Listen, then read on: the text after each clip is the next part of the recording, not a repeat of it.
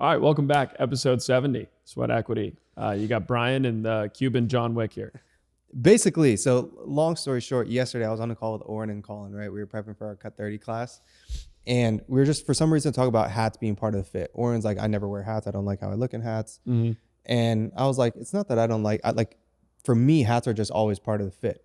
It's one of those accessories. And Colin, and so I was like, I'm actually growing my hair out because Oren was talking about how he wants to grow his hair out, but he doesn't want to go through the awkward phase. I'm like, oh, that's why I always wear a hat. And so I take off the hat and I'm like, yeah, like my hair's actually getting really long. And Colin's like, yo, holy shit. Like, I'm so happy for you. For some reason, I thought you were losing it all. I was like, no. Like I'm growing it out. It's just in that awkward stages. So I always have a hat on. Consistent hat guys, definitely the first guess is they're losing their hair. And then the second is like, they just, they didn't want to do anything with it today. No, for me, it's just always part of the fit, but it doesn't help then that even when I work out, I have the bandana on, right? So it always looks like I'm covering it. Something. Does look like you're hiding something. Yeah. So that's why on today's episode, we just got it down. Today's episode is all about beating the allegations. Exactly. It's like our Cut 30 live stream. Have you seen those on Twitter? Yeah. Always like calling shit. It's like addressing the allegations or my confessions and shit like that. All right. So you're talking founder-led content today, right? Yeah. So what I'm going to be talking about is, yes, founder-led content, but from the brand's POV. And essentially, I don't want to say if you have no marketing dollars, because a lot of these brands, they've obviously grown very fast. But what I'm more so saying is you didn't get an investment, right? Mm-hmm. You didn't get $1 million, $10 million in investment money. You don't have the ability to put together a content team. You need to be the content team, and you're starting to brand from scratch, or you're just like, if you're sub 7 figures, you're probably the content team at that point, right? And so even under like 5 million, I feel like a lot of these people don't necessarily have a quote unquote content team. They might have like a social media manager, but those people often are, still trying to post on the grid rather than keeping, trying to post reels for growth. So couldn't agree more. And so there's a good amount of brands that I want to talk about. A few of them are actually listeners. So it's going to be cool to be able to kind of give them their flowers and their praise because they're making a killing. The only one that's not a listener is the first one that I'm going to talk about. Maybe they are, but I don't know. So have you heard of the company? There's some brands out there that we don't know if they listen. For sure. Yeah. For sure. So there's this company called Salt. Have you heard of them? Just when you told me about them earlier. So you should 100% check them out. They're absolutely killing it. I think it's like Drink Salt, SULT though. So it's not SULT. Yeah. Got it. So cool things about them. And so what I want to talk about here is, sorry, I should have hit this with this layup, is the best thing that you can do is document your journey, right? To start. Document the process, share everything that you're doing. But I was talking to somebody from Cut 30 that's kind of running through something we have called Cut 30 Pro. And the problem is they look at it as like behind the scenes, like, I don't know what to create. Like they get overwhelmed by the thought of BTS content. Whereas you have to think of BTS content as the content pillar and then think about, okay, what are all the categories, essentially all the different things around my day that I can build a story around. And that's how you can create a lot of BTS content and it not feel always like day in the life video, right? And so I want to talk about a few brands that are doing an absolute killing of thinking of BTS as like the main content pillar, then all the sub content pillars that complement that overarching idea. So Salt's one of them. So they do have a behind the scenes, but their behind the scenes is set around product development, which again, as I go through this and as we think through these brands, a lot of the people that listen to this probably think they always have to do a day in the life videos. If you're working on product development, that is an entire series in itself. There's so many skits, there's so many campaigns, there's so many content ideas that could come from that. So Salt really has 3 main content pillars. It is their BTS and like product development specifically. Then they kind of do these other challenges and like community integration series. So they were going to pitch Brewdog. I don't know if you know. Okay. They were going to pitch Brewdog. And so what they did is they created an entire challenge on their social where they had everybody tag Brewdog in the comments. They got a bit like a cheap billboard, one of those billboards that's like, you're on there for like 5 minutes or whatever it is. Yep. And then the whole goal is to get people to comment. Then they also wanted to get Salt to Simon Squibb, the guy that's like, hey, do you have a dream? Right? And so what they did was they were going to meet up with him. And so they ran around, I think it was the UK, and they spelt salt on Strava.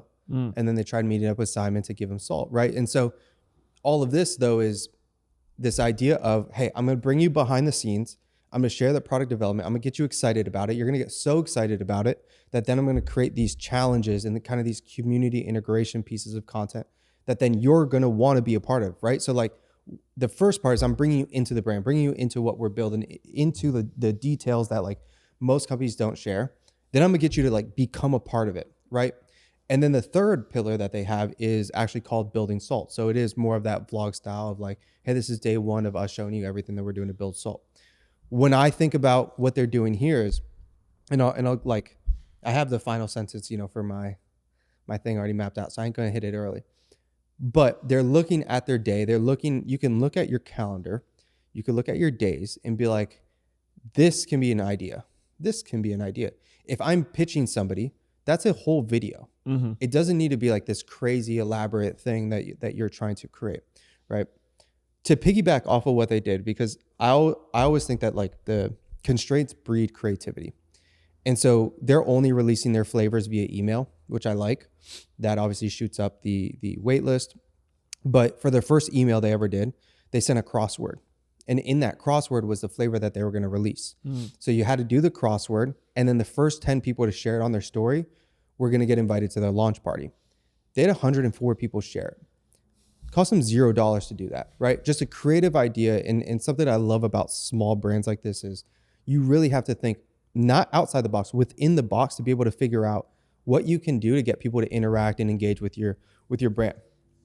One of my favorite examples, they're also like, it feels like they're a company that already has like a deep fan base, which I love. Totally. I'm gonna move on. Do you want to hit anything there? The biggest thing about the BTS and about product development stuff that people need to understand is it's value engineering. It's you establishing the value that your product is giving to the customer, because there's such a issue with how many fake bad products are in the market. Pretty much everything can be traced back to poor manufacturing practices. And so when you're showing the behind the scenes of product development, you're addressing that objection firsthand. Everyone has suspicion that their product is not maybe high quality, they don't trust it, whatever. And so you can address those things through content. And that's really where the behind the scenes element of this is powerful. And I also think you made a good point about, if you're pitching a supplier or pitching an influencer, like, come with me as I pitch my favorite influencer to work with our brand. Yeah. Interesting. Tell me more. Like, I do think like a lot of that stuff can end up performing better than people would expect, because people are just looking for things to like kind of consume. Like they're kind of, this is just social is the new TV, right? So you're really just showing them a reality TV show filmed on iPhone about your brand. One of the best sentences I heard was from the Midday Squares guy. Was like, he came on to a Cut 30 thing, and he was like, when we thought about our content for Midday Squares, we were like, how do we bring Keeping Up with the Kardashians, Shark Tank, and then Elon Musk was the idea. How do we bring those three things together for our content? So the idea was like reality TV like Kim K. Mm-hmm. Okay. Then it was Elon Musk as in being bold, saying what he wants to do, what he wants to accomplish, and putting it out there. And then what was it? Oh, third one was Shark Tank on. People love the underdog story. People love the small fish in the big pond coming out and trying to achieve something incredible. Mm-hmm. And if you look at their content, that's what they do. They're like, hey, we're going to be $100 million chocolate company. Then they're out there doing the reality TV style. Then they go and show you how they're the small fish going to Costco and trying to set a record, right? Like they hit all of those things on the head. So super cool. The other brand that I want to talk about is ChunkFit Cookie. One of my good friends, Scott, started it with a co-founder. They also blew up very, very quickly. Pretty quickly. Like they had one video recently just absolutely pop off. And then ever since that, they've been riding that wave, as in like they found the content that works. They figured out how to crack the code, and they've blown up to, I think, 50, 60,000 followers in the last probably month and a half, 2 months. But when I think about their content as well, very similar. And something I think people mistake when they do their vlog content is everybody's like, hey, day in the life of trying to build a 7-figure agency. Cool. Now let's make it better by adding a qualifier. Qualifiers, something you can put within that hook to make it even more specific, right? So day in the life of building the next big protein cookie business. All of a sudden that qualifier it makes it so much more specific, but it also makes it a magnet to get in front of the right people. Great thing that they do, right? And that's their main series. Like that is the thing that they're publishing, probably 1 or 2 episodes every single week, and it's absolutely killing. Like they have a few episodes that have gotten 1 to 3 million views. They have a few that like are doing 500 to 750,000 views. Now, what do they do better than most with these vlogs? Because not everyone, a lot of brands do these kind of vlogs, but they never hit. So what do they do better? The thing that they do better than anybody is the visual hooks, and I don't want to say that they have an advantage because they have like cookie dough and like amazing cookies. Everyone has the same thing though, right? That's what I'm saying. You just mentioned it with salt. Salt is a powder, but at the same time, if there's a mixing mechanism, like if there's any ASMR element to any of your manufacturing, then that's a visual hook. It doesn't have to be just like beating some cookie dough, And that's what I'm saying. So like for some of their visual hooks, do they beat cookie dough? Do they do something where there's 20 pounds of cookie dough like on a table? Yes. But you also could look at something like butter. That is a completely normal thing that we all have. And they'll do something where, the co-founders across the room and it's Scott starting it off by like throwing the butter. That is how you take an ordinary thing and you make it inordinary, and like how you leverage it within a visual hook, right? You have to think about how you can do something that's going to capture someone's attention. Now, the other part of it is when we're thinking about visual hooks is your first 3 seconds have to be 10 out of 10. Okay. True. And the biggest thing I think you could do to make it 10 out of 10 is to have 3 shots within your first 3 seconds. 1 shot for the first second, 1 shot for the second, 1 shot for the third second. So if it was something like, ChunkFit, it could be like throwing the butter, doing the 20 pounds of cookie dough and something else, right? Like you want to have a sequence of 3 shots that create that curiosity gap of what the hell is going on. Okay. Now, when we think about their other content pillars, they have skits that they do. And then one of my favorites is the way they leverage or do announcements. So how do you take bottom of the funnel content and how do you think about product launches, updates like, hey, this is back in stock, we're in a new store, we're also getting distributed here, all of those things. One of the things that they do that I think is very, very well done is they're able to push product and announce things very natively, where it feels like it would be a top of funnel content. So an example is like, I walk up to like the tray of cookies are like with yeah. They walk up to that and they slide one out and it's all cookies. And then at the end of it, it's like a sheet of paper that says, 25% off. Yeah. Right. Or back in stock. And so again, what they do better than most is they figured out how to make everything feel native to the platform. Yeah. And it's hard to lose when you do that. And what's really beautiful about what they're doing too is the settings. They have a recurring set that their entire social TV show, if you will, is occurring on. And I think this whole America Roots for Entrepreneurs stuff needs to be taken more seriously. Midday Squares, again, he's like, we want to do Shark Tank, but on TV. For the last maybe, 10 to 15 years, Shark Tank was a viral moment. We had a Shark Tank episode back in the day, and we had 3 million people in the US that watched that episode. It's crazy how small of a business Grind was, what I used to work on, if anyone's new to the podcast. Like, it's crazy how small of a business that was relative to how many people I'll be like, I used to work at this company, and they'll be like, oh, I know that, or like I was thinking about buying that for my son or whatever, or daughter or whatever. And so Shark Tank provided that, setting, that familiar setting that American businesses could potentially, pitch themselves on. And I think social nowadays is giving everyone that same home run swing opportunity every single day. Every single day. You look at, we got 3.5 million people to tune into that Shark Tank episode. If you just look at ChunkFit, by the way, they don't have to worry about Mark Cuban roasting their cookie or Damon John saying it sucks. They get to control the exact narrative that they're putting out. I looked at, their Instagram. I mean, they've got 3 videos that got, a couple million views. Like, it's because they're telling their story, they're controlling their narrative, and they have picked a setting that is this, behind the scenes. They're in the kitchen. There's an expectation every time you see this video that you're about to see an entrepreneur behind the scenes piece of content. And so also keep in mind, like, your recurring setting and your theme matters a lot. Like, people want to see, like, this is something that I think a lot of folks don't understand, is how important lighting and setting and all these things are. Like, there's great lighting in every single one of these videos. You don't have to struggle to see any of the text. Is very visible. It's always put in a place where you can read it easily. So, a lot of those like visual formatting cues as well are super important. I think people do need to study retention editing and like a little more of the formatting side here. But yeah, I just, recurring characters, recurring settings is how you kind of base any sort of show. And so you should be doing the same thing with your page, right? 100%. If you're going to tell your founder story, you should be in the same place, wearing the same thing quite a bit. So the next brand that I want to talk about that absolutely so excited that they're winning because they listened to the pod. And I remember when they first started the company and they reached out and they were kind of just giving us updates. Hey, we had the first video go out, got 1 million views on TikTok, all this. Bad Hambres. I know you know them. I don't think you knew that they listened to the pod. We're and they're really, like in your swipe file. Yeah, really cool, which is a good opportunity to talk about the swipe file. So for anybody who is watching this pod still, make sure to leave us a comment that you want this swipe file. So I put together a resource, which is all sorts of different founder content types. I think we've got like 37 different videos for you to literally just like watch, look at the editing style, look at the script, make sure, copy the hook and apply it to your brand. We're going to put that in either the description or send it to people who comment, but make sure to comment that you want it. And, we'll go ahead and shoot that over to you. Only if you're subscribed though.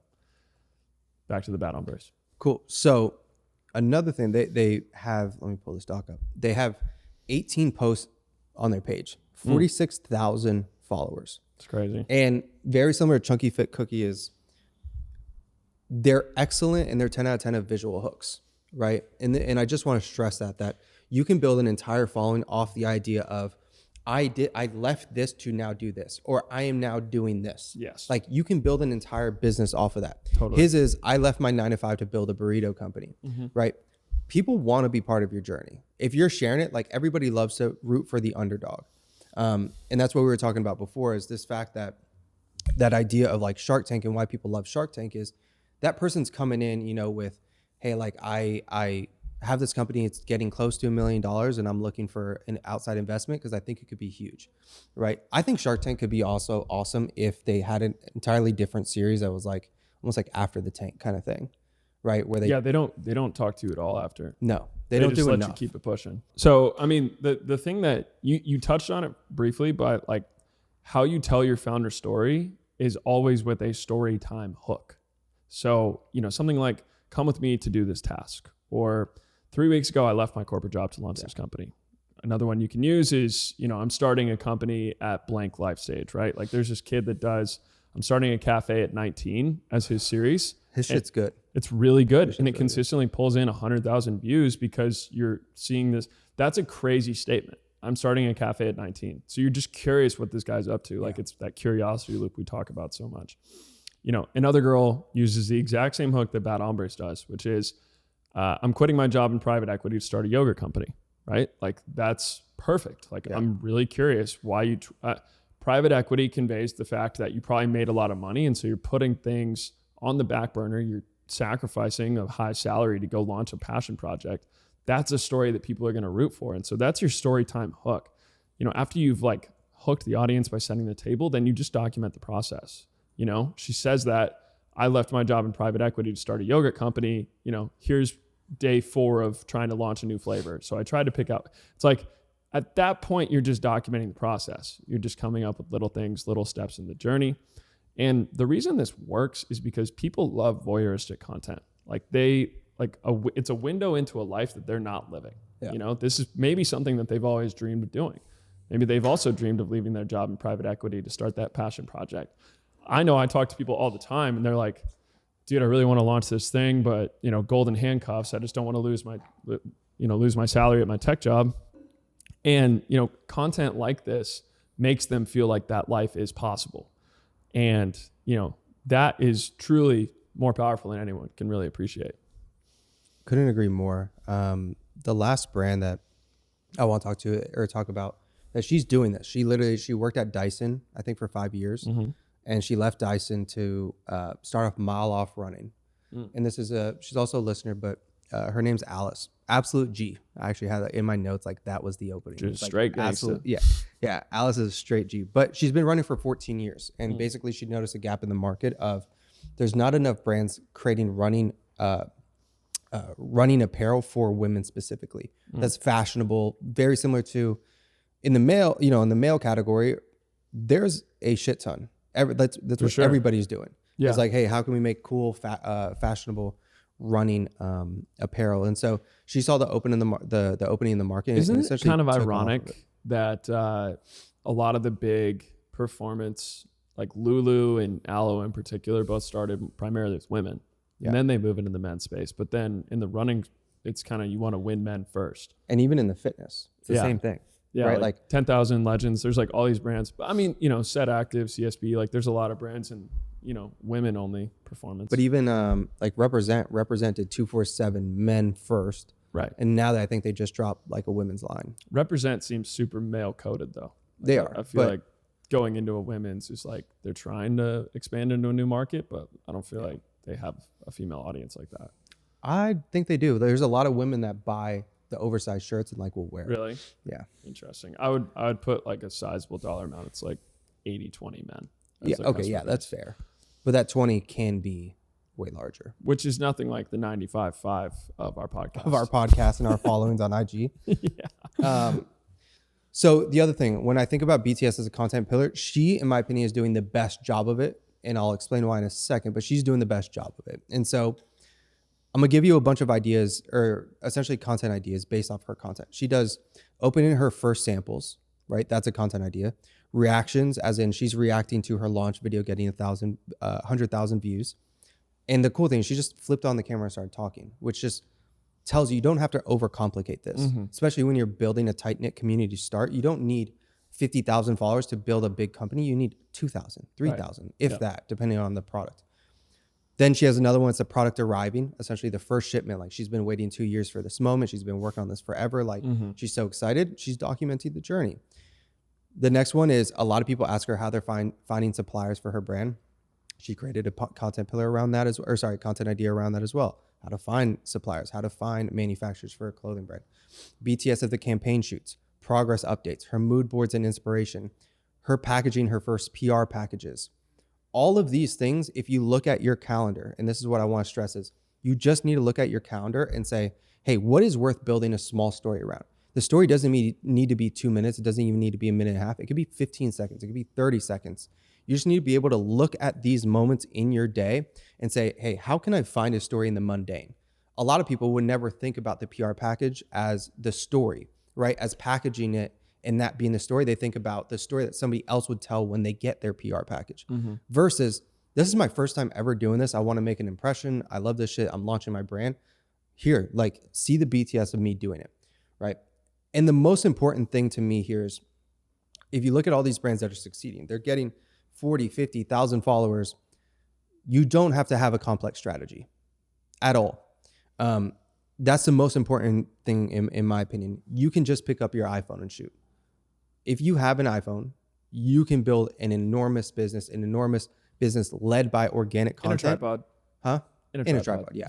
Yeah. But you can build an enormous business on the back end of just your phone and being brutally just courageous to put yourself out there and share everything about yourself and what you're doing. Yeah. Because that's the biggest moat. That is a moat that nobody can take down. 100%. Everybody could try to replicate it, copy it, but it's still your moat. It's still your story. It's one of one. It's the biggest, the last skill left will be personal brand. After all of this AI shit takes away, everyone's ability to, have coding skills, have copywriting skills, whatever. After AI continues to, automate a lot of things, you'll always be able to have personal brand because until AI replaces literally everything, humans, like then people will want to follow other humans. Yeah. They'll want to follow thought leaders. And it's kind of similar to what dude, like you have to have the initiative and the understanding that if you don't promote yourself in today's day and age, and there's a way to create content about yourself that is not vain and is not egotistical. This is something that I think a lot of people have as well as a mental barrier is they think, well, I just don't want to talk about myself. Like, I don't want to talk about myself publicly. Who cares? Whatever. Dude, if you understand how to tell your story in a relatable way, then you're actually doing a service to people because they feel like you're inspirational. And you might have them, you you might help them take the next step in their journey, right? And that's like the most incredible thing possible. Like we get feedback from a lot of people about how the pod helps them, you know? Yeah. And I would say that helped us early. Like when we were really small and we had just launched, like people would say it was really valuable. It was helping them in their day to day. That is really crucial for a lot of things in life. So it's the highest leverage skill you can develop is telling your founder story. Yep. And I also think over the next probably 5 to 10 years, we underrate how many people, like how many creator-led brands, and everyone assumes creator-led or celebrity-led brand is this, Kendall Jenner 818 tequila type vibe, right?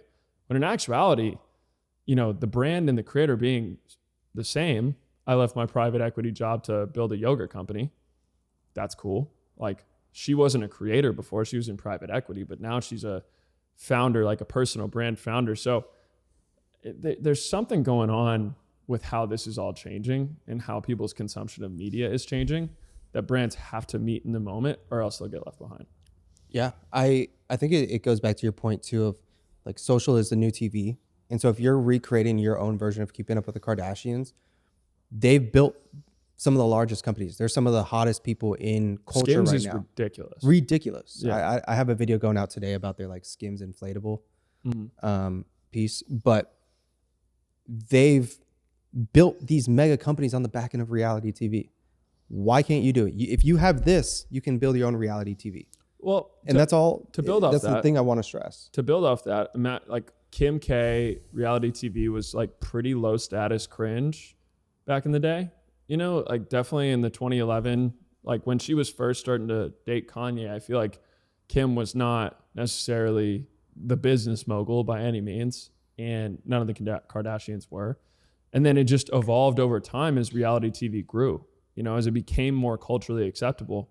And I think what we're currently experiencing is that moment, is that exact flipping for creators, where the way that reality TV became more acceptable, now it's one of the most dominant forms of television on Netflix is Love is Blind, Love Island, all these different shows worldwide. This is where a lot of attention is going. I think we're seeing something similar with how being a creator, even though you're an average person, is now becoming acceptable. Yeah. There was definitely a who cares element to this a long time ago, and then TikTok just changed everything. And now that Instagram is cloned TikTok, I truly feel like, it's now, why are you not doing this rather than, oh, maybe you should. I think on our end too, we do a bad job because we have opportunities to create this kind of content. And I think we don't even take our own advice in this case. Like there's a lot of cool shit that we do that we don't document and create our own reality around some of the brands we work with. We work with some of the coolest brands probably in the world, yet we're not documenting it. Totally. Totally missed opportunity. Yeah, it's bad. Problem is I feel like contradict myself massively, but I am like living in the moment during those times, but that's the difficult part. Yeah. Cause you kind of have to be locked in. And I think that's why you see a lot of people who crush that world, not necessarily doing the POV style. They do more of a vlog style with a filmer. Like if we brought Rudy or something, it'd be a lot better.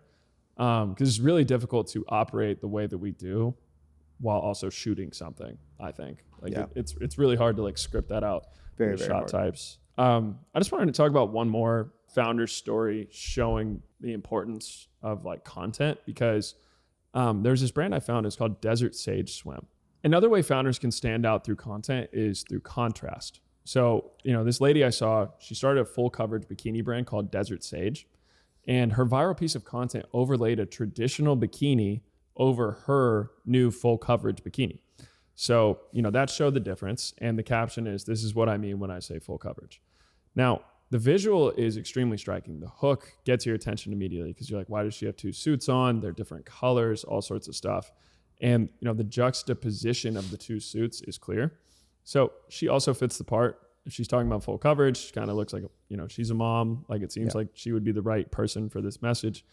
And here's the kicker. She used this same exact style with "this is what I mean by full coverage," or just kind of like showing the product, but she never overlaid the other suit. It was always her just showing her full coverage suit.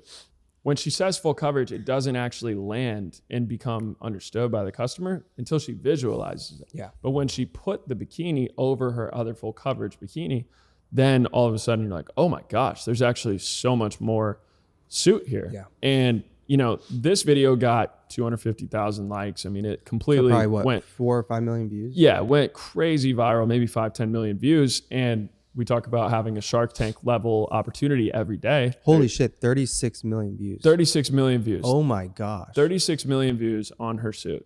That's insane, right? And that's completely business changing overnight.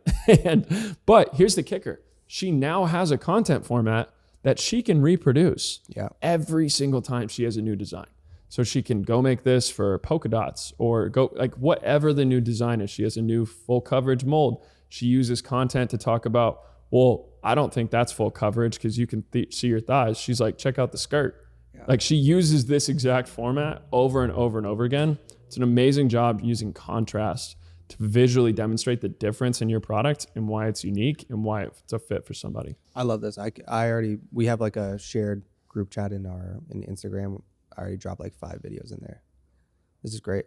Yeah. I got no notes on this. It's just great. Yeah, she's goated. I'm putting out a video on our strategy like probably next week. And I mean, just amazing job. And you know, the iteration, she just kept trying stuff. Right? Like she wasn't a content creator at the beginning. You can kind of tell just through like the development of their content, but she watched, she consumed, she learned over time, and she was like, okay, this is how to do it.